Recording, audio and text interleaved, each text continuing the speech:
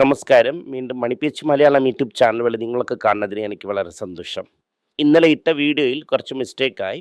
Basically അവർ legacy ഹോൾഡറിൽ 2 സ്റ്റോക്കിന് mix ചെയ്തിരിക്കുന്നു. ഒന്ന് വന്നിട്ട് ITCയിലും ഒന്ന് വന്നിട്ട് സൈഡസിലും. പക്ഷേ അത് അത്ര വലിയ ഇമ്പാക്റ്റ് കൊടുത്തിരിക്കത്തില്ല. പക്ഷേ he add more gold than others. So it might reduce the margin by 30%, come to 30%. അതേസമയം ഡിവിഡൻഡ് ചേർക്കാത്ത കാരണം 1 or 2% ആ സൈഡ് പോയിരിക്കും. അതായത് നമ്മളെ ടാർഗറ്റ് വന്നിട്ട് 15%, ബട്ട് ഇറ്റ്സ് വേ അബവ് 15% ആണ്. ആൻഡ് എന്നെ നോക്കുമ്പോൾ നിങ്ങൾ CIJ കുറിച്ചും ഞാൻ പോർട്ട്ഫോളിയോയെ കുറിച്ച് നിങ്ങൾ വിഷമിക്കരുത്. ഇൻവെസ്റ്റ് ചെയ്തുകൊണ്ട് 10 വർഷത്തിൽ നിങ്ങൾ മറന്നോ. അതിൻ്റെ പിന്നെ നിങ്ങൾ എന്തെന്ന് വേണമെങ്കിൽ നോക്കാം. എല്ലാം നല്ലോണം നടക്കും. ഇന്ന് ഗോൾഡിൻ്റെ വില 60 രൂപ ഇറങ്ങിയിരിക്കുന്നു. പക്ഷേ ഇരുന്നാലും 13,000 കഴിഞ്ഞാണ് ഇരിക്കുന്നു. ഇന്നത്തെ വില എന്താണെന്ന് വെച്ചാൽ 13,230. 24 ക്യാരറ്റും ഇറങ്ങിയിരിക്കുന്നു. ഇത് അത്ര വലിയ ഡിഫറൻസ് ഒന്നും കാണിക്കത്തില്ല. 1,000 മുകളിൽ ഇരിക്കുന്നു 18 ക്യാരറ്റ് ഗോൾഡ്. വെള്ളി വന്നിട്ട് 4 രൂപ ഇറങ്ങിയിരിക്കുന്നു, 306 രൂപയാണ്. ഇന്ന് റിലയൻസിൻ്റെ റിസൾട്ട്സും വിപ്രോയുടെ റിസൾട്ടും വരുന്നു. ഇതിൻ്റെ ഒപ്പം ടാറ്റ ടെക്നോളജീസിൻ്റെ റിസൾട്ട് വരുന്നു. Tech Mahendra, L&T finance, JSW ഇൻഫ്രാസ്ട്രക്ചേഴ്സിൻ്റെ റിസൾട്ടും വരുന്നു. റിലയൻസ് എന്നതാണ് വെൽവെതർ സ്റ്റോക്ക് എന്ന് പറയും. മീൻസ് വന്നിട്ട് വെപ്രാളപ്പെട്ട് അവരുടെ റിസൾട്ടിന് മുമ്പേ തരുന്നു. ഇതെന്ന് വെച്ചാൽ മാർക്കറ്റ് എങ്ങനെയാണ് അഫക്റ്റ് ആകും എന്ന് നോക്കണം. US വന്നിട്ട് ഇറാനിൽ കൈ കഴിവെന്ന് തോന്നുന്നു. Because they are not attacking Iran and look like this revolution is over. They are successfully manage to crack it. ഇത് ഒരുപാട് ദിവസം പോകില്ല. എന്തെന്ന് വെച്ചാൽ inflation is very high.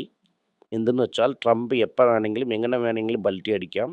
So US എന്ത് പറയണമെന്ന് എന്നാൽ വെനസ്വേലയുടെ അടുത്തിരുന്ന് ആ നോബൽ പ്രൈസിനെ അവർ എടുത്തിരിക്കുന്നു.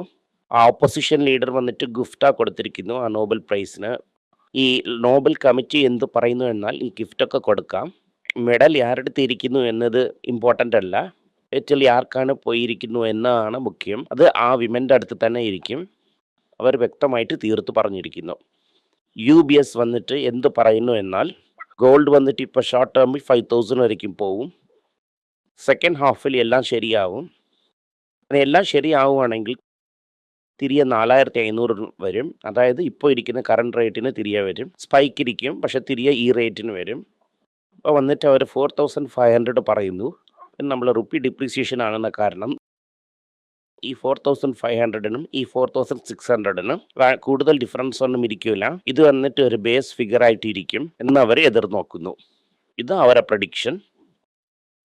ഗോൾഡ് ആ ലെവലാകുമെന്ന് പറയുന്നു. പിന്നെ അതുപോലെ തന്നെ സിൽവർ $75 വരയ്ക്കും വീഴും എന്നും പറയുന്നു. നമ്മളെ സ്ഥലങ്ങളിലൊക്കെ അത് $80 എന്ന് വെച്ചിരിക്കാം. എന്ത് പറയുന്നു വെച്ചാൽ സപ്ലൈ കയറി പിന്നെ ഇന്ത്യയിൽ ഡിമാൻഡ് കുറഞ്ഞ് ചൈനയിൽ ഡിമാൻഡ് കുറയുവാണെങ്കിൽ ഓട്ടോമാറ്റിക്കായിട്ട് അത് വീഴുമെന്ന് അവർ ഫീൽ ചെയ്യുന്നു. UBSൻ്റെ പ്രഡിക്ഷനുകൾ എനിക്ക് എന്താകുമെന്ന് പറയാൻ പറ്റില്ല.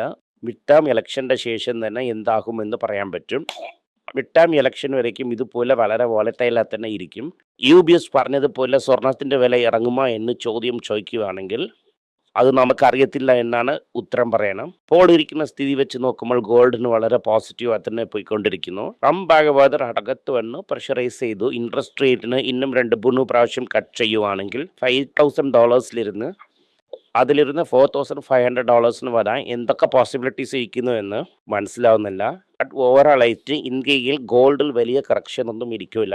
1,00,000 കുറവായിരിക്കുന്ന EVക്ക് മാത്രം സെപ്പറേറ്റ് ആയിട്ട് സബ്സിഡി കൊടുക്കാൻ പറയുന്നു. സബ്സിഡിയൊക്കെ ഇപ്പോൾ പോയി, ഇന്ന് മാത്രം അതുകൊണ്ട് കൊടുക്കാം ടാറ്റ മോട്ടോഴ്സ് പറഞ്ഞിരിക്കുന്നു. എന്തെന്ന് പറഞ്ഞാൽ ടാറ്റ മോട്ടോറിൻ്റെ അടുത്ത് മാത്രം തന്നെ 10,00,000 കുറവായിട്ടുള്ള EV ഇരിക്കുന്നു. നമ്മൾ അവർ സബ്സിഡിക്ക് ചോദിച്ചിരിക്കുന്നു. ഗവൺമെൻറ് കൊടുക്കുമോ കൊടുക്കത്തില്ലയോ എന്ന് അറിയാൻ പറ്റുന്നില്ല. ഓവറോളായിട്ട് ടാറ്റ മോട്ടോഴ്സ് എന്ത് പറയുന്നു എന്നാൽ ഈ വർഷം അവരുടെ സെയിൽസ് വളരെ നന്നായിരിക്കും എന്ന് പറയുന്നു. വിൽക്കാൻ ഒന്നുമില്ല എന്ന് പറഞ്ഞിരിക്കുന്നു. ഇൻഫോസിസ് Q3 പ്രോഫിറ്റ് ഒരു 3% വീഴ്ന്നിരിക്കുന്നു. ലേബർ കോഡ് കാരണം കുറച്ച് കാശ് അവർ ചിലവാക്കിയിരിക്കുന്നു. കാശിന് അവർ അവിടെ ചിലവാക്കിയില്ലെങ്കിൽ ഒരു 5-6% അവർ കയറിയിരിക്കും എന്നാണ് പറയുന്നത്. ഇപ്പോൾ രാവിലെ മാർക്കറ്റ് അപ്പിലിരിക്കാൻ മെയിൻ കാരണം എന്തെന്ന് വെച്ചാൽ ഇൻഫി തന്നെ. എന്തെന്ന് വെച്ചാൽ ഇൻഫി വന്നിട്ട് ഗൈഡൻസ് നന്നായി കൊടുത്തിരുന്നു. 4.6% ഇൻഫോസിസ് അപ്പിലിരിക്കുന്നു. നമ്മളെടുത്ത് ഇൻഫോസിസ് പല പ്രാവശ്യം കൺസിഡർ ചെയ്തു നല്ല ഒരു റേഞ്ചിൽ പോയിരിക്കുന്നു. സൗത്ത് ഇന്ത്യൻ ബാങ്കിൻ്റെ നെറ്റ് പ്രോഫിറ്റ് വന്നിട്ട് 9% കയറിയിരിക്കുന്നു. സ്റ്റഡിലി ചെക്കിങ് അറൗണ്ട് ബുക്ക് വാല്യൂക്ക് കുറച്ച് താഴെ കിട്ടുവാണെങ്കിൽ കൺസിഡർ ചെയ്യാം. ഫിനാൻഷ്യലിൻ്റെ Q3 പ്രോഫിറ്റ് കുറഞ്ഞിരിക്കുന്നു. ഇത് എക്സ്പെക്റ്റഡ് ലൈൻസിൽ തന്നെ ഇരിക്കുന്നു. ഇതായിട്ട് ആ കമ്പനിയിൽ ഒന്നുമില്ല. ഇൻ ട്രാൻസാക്ഷൻ ചെയ്തൊക്കെ അവർ സമ്പാദിച്ചുകൊണ്ടിരിക്കുന്നു. നമ്മൾ ഒരു സീരിയസ് ആയി എടുക്കേണ്ട എന്നതാണ് എൻ്റെ ഒപ്പീനിയൻ. അത് ഇന്ത്യൻ ഹോട്ടൽസ്, താജിൻ്റെ ഗ്രൂപ്പ്, GVK വിറ്റ്, ഒരു boutique broad hotel group, bridge ഗ്രൂപ്പ്സിൽ ഒരു 51% വാങ്ങിയിരിക്കുന്നു. ഒരിടത്ത് ക്ലാക്സ് എന്ന് പറയുന്ന ഒരു ബ്രാൻഡ് ഇരിക്കുന്നു. ആ ബ്രാൻഡിനെയും ടാറ്റ വാങ്ങിയിരിക്കുന്നു. പിന്നെ കംപ്ലീറ്റ് വാങ്ങിയിരിക്കുന്നു. ITC എന്ത് ചെയ്യുന്നു എന്നാൽ ITC 29 ജനുവരി ഡിക്ലെയർ ചെയ്യാൻ പോകുന്നു. എന്നാൽ ഒരു ഡിവിഡൻഡ് അനൗൺസ് ചെയ്യാൻ പോകുന്നതായിട്ട് മുമ്പേ പറഞ്ഞിട്ടുണ്ടായിരുന്നു. ഇൻട്രിം ഡിവിഡൻഡ്, അതായത് ക്വാർട്ടറിൽ ഒരു ഡിവിഡൻഡ്, ഫോർത്ത് ക്വാർട്ടറിൽ ഒരു ഡിവിഡൻഡ് കൊടുക്കും. ഇറങ്ങിയിരുന്നാലും ഷെയർ പ്രൈസിൽ ഡിവിഡൻഡ് കൊടുക്കാൻ പോകുന്നതായിട്ട് അനൗൺസ് ചെയ്തിരിക്കുന്നു. ഡിവിഡൻഡ് വന്നിട്ട് ഈ ക്വാർട്ടർ ആ ക്വാർട്ടർ ചേർത്ത് ഒരു 14 രൂപ നിങ്ങൾ എക്സ്പെക്റ്റ് ചെയ്യാം. That will be nearly 5.5 to 6% of fix price.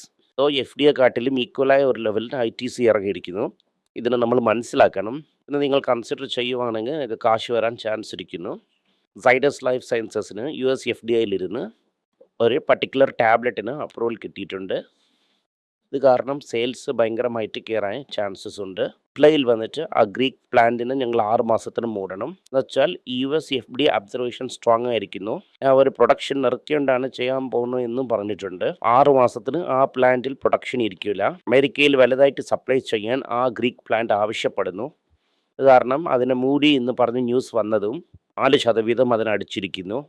20 times earnings വന്നിരിക്കുന്നു. നിങ്ങൾ ഒന്നൊന്നായിട്ട് കൺസിഡർ ചെയ്യാം. ഇതിന് ശേഷം മഹേന്ദ്ര എന്ത് പറഞ്ഞു എന്നാൽ ബുക്കിംഗ്സിൽ 20,500 കോടി ഞങ്ങൾ കളക്ട് ചെയ്തു. പക്ഷേ ഡെലിവറി ചെയ്യേണ്ട കാറിന് നിങ്ങൾ അഡ്വാൻസ് ആയിട്ട് 20,500 crores വാങ്ങി എന്ന് പറയുന്നു.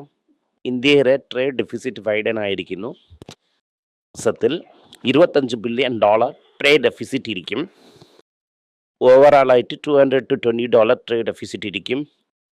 പക്ഷേ ഇതിൽ ഇൻവിസിബിൾസ് കൗണ്ടഡ് ഇല്ല. ഇൻവിസിബിൾസ് എന്ന് പറയുന്നത് സോഫ്റ്റ്വെയർ എക്സ്പോർട്ട്സും ഈ വെളിനാട്ടിൽ നിന്ന് കാശ് അയക്കുന്നതിലും ആ 2 ഇതിലും ഇരിക്കുന്നു. അത് കൗണ്ട് ആയില്ല. പക്ഷേ അത് കൗണ്ട് ആകുവാണെങ്കിൽ കുറയും. But traded current account deficit 2-3% ഇരിക്കും. ഇതെന്ന് വെച്ചാൽ കാശ് അകത്ത് വരുന്നില്ല. എന്ന് വെച്ചാൽ കാശ് വെളിയിൽ പോകുന്ന കാരണം വലിയ ഇഷ്യൂ ആയിട്ടിരിക്കുന്നു. അത് ബാങ്കിൻ്റെ ക്രെഡിറ്റ് ഡെപ്പോസിറ്റ് റേഷ്യോ ഒക്കെ റെക്കോർഡ് ഹൈയിലിരിക്കുന്നു. ഡെപ്പോസിറ്റ് വരുന്നത് കുറഞ്ഞിരിക്കുന്നു. At the same time personal loan and consumer loan കയറിയിരിക്കുന്നു. ഇതിൽ ബിഗ്ഗസ്റ്റ് അഫൻഡർ വന്നിട്ട് HDFC ബാങ്ക് തന്നെ. HDFC ബാങ്കിന് എസ്പെഷ്യലി HDFC മെർജർ ആയതിൻ്റെ ശേഷം വലുതായിട്ട് റിട്ടേൺ ഒന്നും വന്നില്ല. പുറത്തും മറ്റുള്ള ജാപ്പനീസ് ലേഡി വന്നിട്ട് എലക്ഷൻ സ്കൂപ്പിന് വരില്ല. ഫാനിൽ അടുത്ത വർഷം നിങ്ങൾക്ക് ബൈയിങ് ഓപ്പർച്യൂണിറ്റി വരാൻ ചാൻസ് ഇരിക്കുന്നു. ഇതെന്ന് വെച്ചാൽ ഈ ലേഡി എക്കോണമീനെ സ്റ്റിമുലേറ്റ് ചെയ്യാൻ പോണതായിട്ട് പറയുന്നു. സ്റ്റിമുലേറ്റ് ചെയ്യുവാണെങ്കിൽ ഇൻഫ്ലേഷൻ ഇന്നും കയറും. ഇൻഫ്ലേഷൻ കയറുവാണെങ്കിൽ ഇൻട്രസ്റ്റ് റേറ്റ് കയറും. ഇൻട്രസ്റ്റ് റേറ്റ് കയറുവാണെങ്കിൽ ജാപ്പനീസ് സ്റ്റോക്ക് വീഴും. സമയം ജാപ്പനീസ് സെൻട്രൽ ബാങ്കും സ്റ്റോക്സിനെ വിൽക്കും. ഇത് കാരണം ജാപ്പനീസ് സ്റ്റോക്സ് അടുത്ത വർഷം കയറാൻ നല്ല ഒരു ചാൻസ് ഇരിക്കുന്നു. കർണാടക ബാങ്ക് വന്നിട്ട് ഇന്ത്യൻ ബാങ്കിങ് അസോസിയേഷനിൽ ടെക്നോളജി ഇംപ്ലിമെൻറ്റ് ചെയ്ത കാരണം ഒരുപാട് അവാർഡ്സ് ജയിച്ചിട്ടുണ്ട്. ഇതിന് പിന്നെ പഴയ MDനെ വിളിച്ചുകൊണ്ടുവന്നു. ആ MDനെ ജോലിയിലിരുന്ന് തൂക്കിയായിരുന്നു. ഒരു എക്സിസ്റ്റിംഗ് GMനെ 1 yearന് വേണ്ടി അപ്പോയിൻമെൻറ്റ് ചെയ്തിരിക്കുന്നു. അതായത് ബട്ട് എന്ന ആളെയാണ് അപ്പോയിൻമെൻറ്റ് ചെയ്തിരിക്കുന്നത്. ഓവറാളെ നോക്കുവാണെങ്കിൽ മാർക്കറ്റ് വീക്കാ തന്നെ ഇരിക്കും. വെച്ചാൽ ഇൻവെസ്റ്റിൽ ഒരുപാട് സ്റ്റോക്സ് കറക്റ്റായിരിക്കുന്നു. റിട്ടേൺസ് ഒന്നും സൂപ്പറായിട്ടില്ല. ഏർണിങ്സ് ഗ്രോത്തും സൂപ്പറായിട്ടില്ല. ഞാൻ പെൻഡിങ്ങാ തന്നെ ഇരിക്കുന്നു. മാർക്കറ്റ് ഇന്ന് ഇറങ്ങാൻ ചാൻസസ് ഒരുപാടുണ്ട്. നമ്മൾ പട്ടാസ് ലിസ്റ്റിൽ ഒരുപാട് സ്റ്റോക്ക് കറക്റ്റായിരിക്കുന്നു. കറക്റ്റായ സ്റ്റോക്കാണ് നിങ്ങൾ കൺസിഡർ ചെയ്യാം. നന്ദി, നമസ്കാരം.